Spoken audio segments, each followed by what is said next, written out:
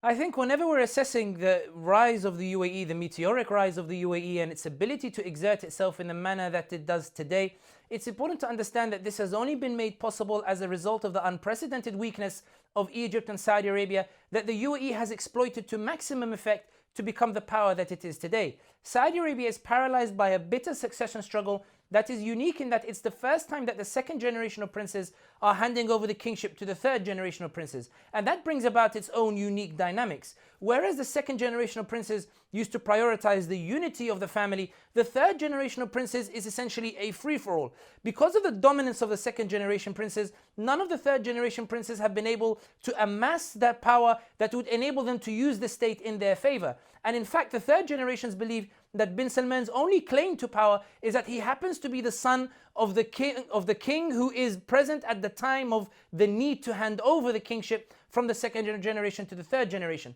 This means that bin Salman cannot rely on the family and he has to look outside, he has to look for external support, which he has found in the UAE and he has found in Washington. He relies on the UAE to present a positive image of him to Washington, which means that in order to become king, he has to remain aligned to the UAE. So for the first time, Saudi Arabia is not influenced by a policy of keeping the family united, but in propelling an individual to become king.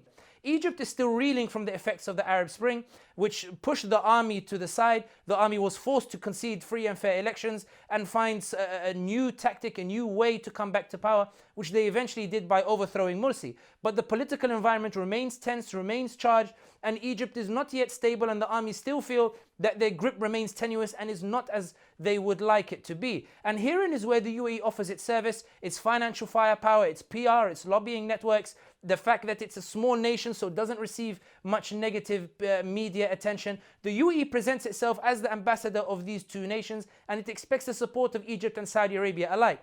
In other words, UAE is only as strong as Saudi Arabia and Egypt are weak. However, Egypt and Saudi Arabia traditionally do not like being dictated to, particularly by the smaller Gulf countries. And if either of these countries manage to stabilize themselves, it's unlikely that they will accept to be led by the UAE. And this is one of the reasons why the UAE has normalized ties with Israel, in the hope that should Egypt and Saudi Arabia suddenly become strong once more and assert themselves, Israel will prove a valuable ally in getting Washington to keep them in check as UAE continues to expand in the region.